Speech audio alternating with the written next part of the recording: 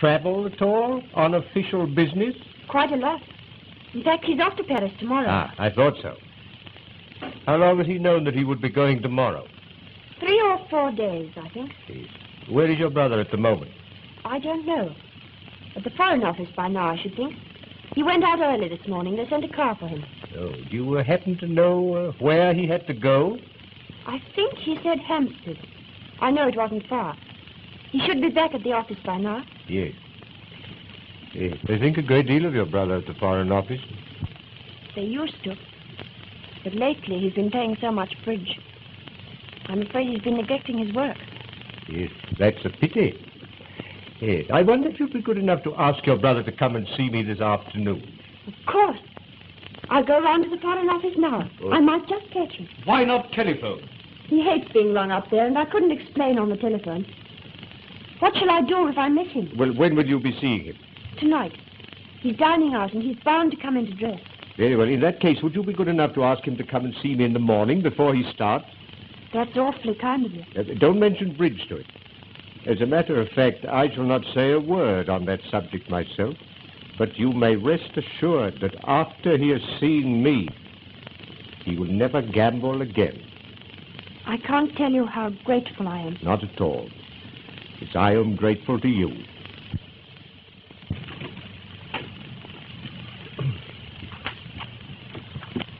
Goodbye. Watson? Yes?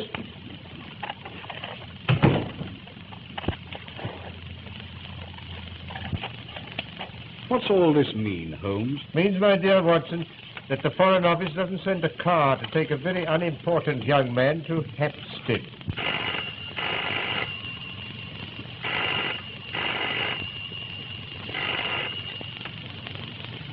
Hello? Hello? Yes, speaking. Who's that? Mrs. Smith. I seem to know that name. Mrs. Annie Smith. Oh, Mrs. Tallboys put you on to me.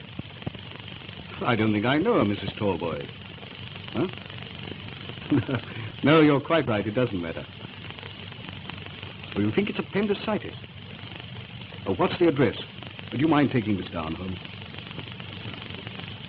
1006 Fentonville Road. Yes. Yes, I'll come at once. I'll take a taxi. Goodbye. Here's the address. I've added a note which I want you to read when you've found the taxi. What's it about?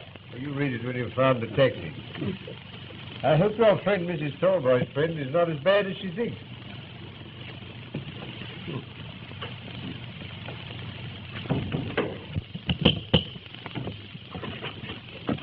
Now, what is it?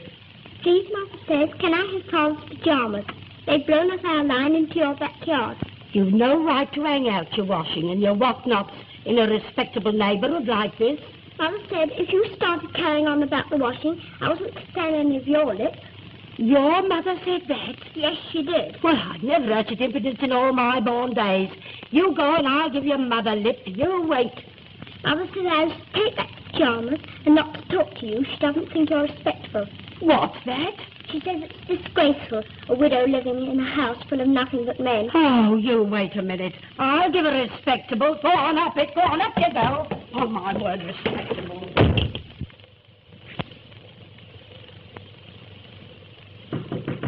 Yes? Come in. Hello. Yes? Sir, I'm just going to step round to that Mrs. Freeman. I've got a few things I want to say to her. Yes, Mrs. Hudson. But what has upset you?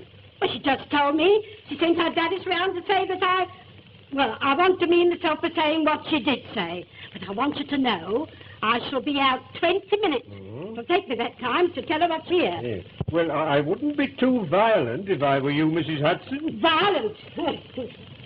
Indeed, I'll set about her good and proper. Indeed, I would, if it wasn't for my chronic ulceritis.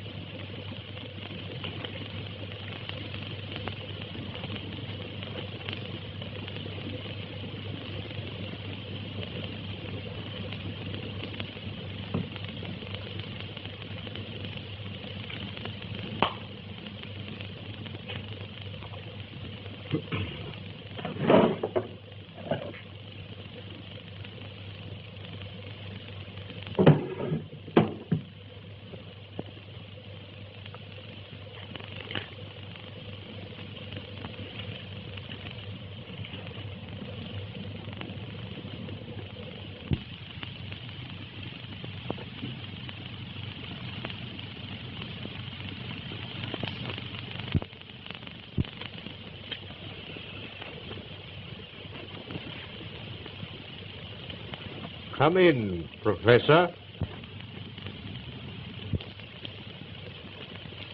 You think you know me, Mr. Holmes? Why not? You called upon me once before. On that occasion, your face was completely covered with surgical bandages. But your arrival coincided with the same removal of Watson and Mrs. Hudson.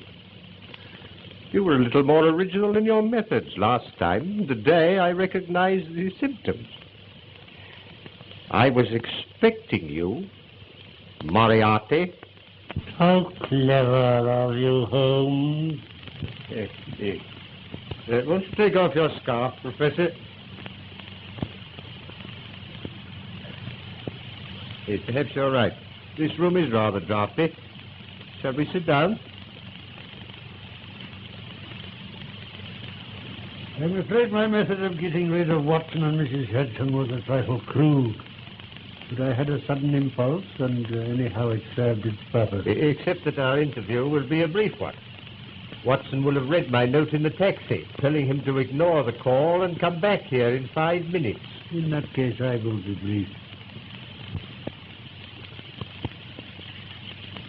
On the 4th of May, 1928, you crossed my path. A dangerous thing to do, Holmes. 8 months later, to be exact, the 20th of January, 1929, you incommoded me seriously. Yes, you made a bad slip in 1929, didn't you? Nearly had you, Professor. And now I find you so constantly in my way that it would be better for me if you were removed. Perhaps what I have to say has already crossed your mind. Possibly my answer may have crossed yours. You stand fast? Absolutely. A great pity, Holmes. I have a great respect for your mentality. A great pity. You're getting in the way of a great organization, the full extent of which even you, with all your cleverness, cannot realize. You wish to put me in the dock. You never will.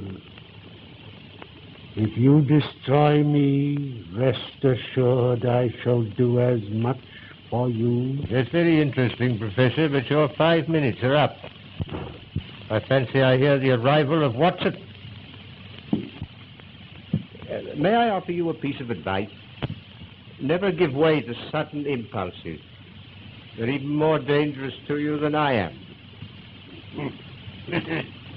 I read your note, Holmes. I beg your pardon. Did you come to see me? Your friend is in great danger.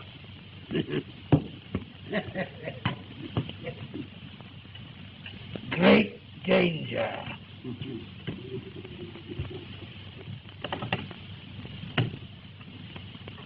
What's the matter with him? It is the draft, Watson. He's feeling the draft very badly at this moment.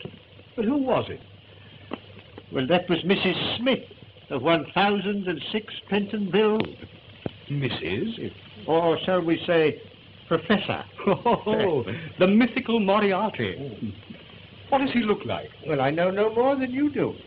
Except that the first molar in the left side of the upper jaw is very badly filled with gold. Have you a mathematical mind, Watson? I think so, fairly. Ah. Well, never give way to sudden impulses. They're not good for mathematicians. Moriarty has made the worst slip he's made since January 1929. You mean you think you found out how to get him? No. No, I found out where he gets his boots. I wish you'd be serious. The professor's boots are made by Mr. J.J. Godfrey, bootmaker. Yes, here we are. 502 Pont Street, Southwest 1. Godfrey, Pont Street? Yes. But that's where I have mine made. You do surprise me. But Godfrey's a perfectly respectable tradesman, with a high-class clientele. Well, obviously. Obviously, you and Moriarty. You share a bootmaker with the professor. And for all I know, he may be a great friend of yours. Oh, really?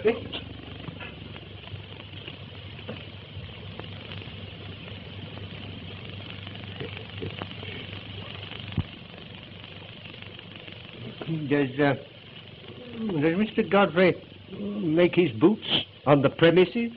Yes, in the basement. He showed me over his workshop once. Yes. I think I'd like to see over that workshop. We'll arrange with Lestrade to call there about 8 o'clock tonight. But how can it possibly matter where Moriarty buys his boots? Only that this piece of brown paper, which was found in the strong room of the bank, bears a piece of the label of Mr. J. Godfrey, bootmaker. Holmes, you're marvelous. Oh, elementary, my dear Watson. Elementary.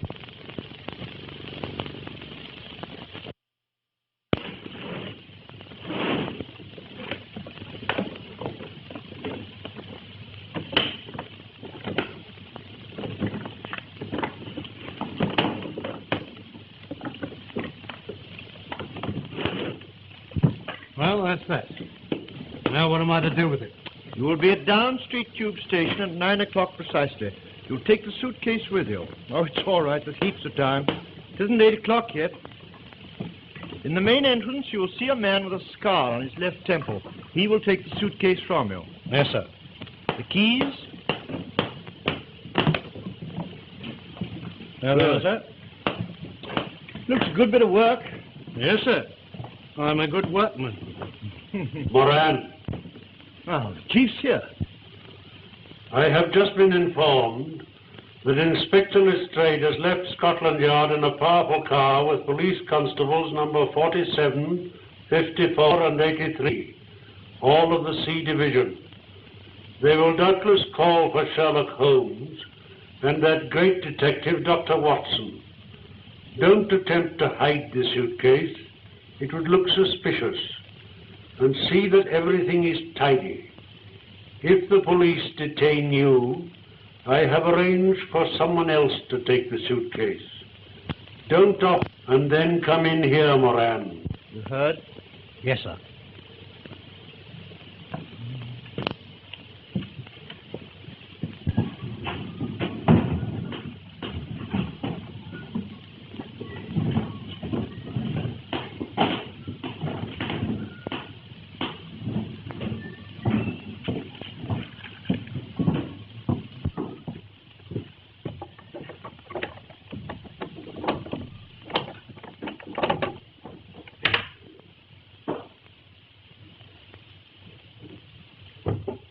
Put this right, Godfrey, will you? All right, sir.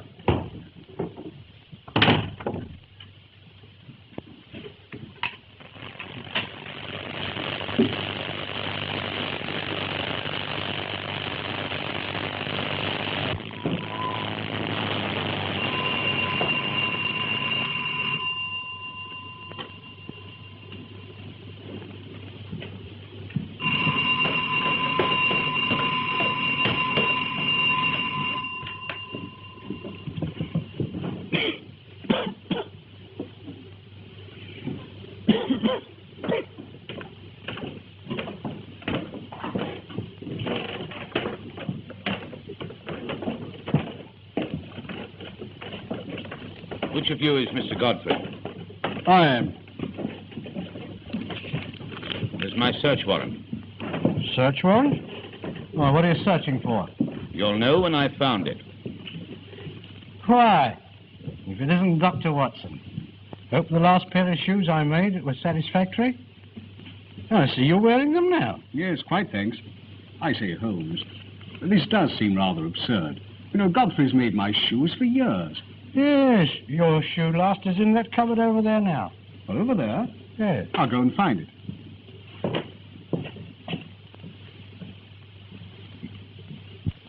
I suppose, Godfrey, you know what we've come for. I haven't the slightest idea.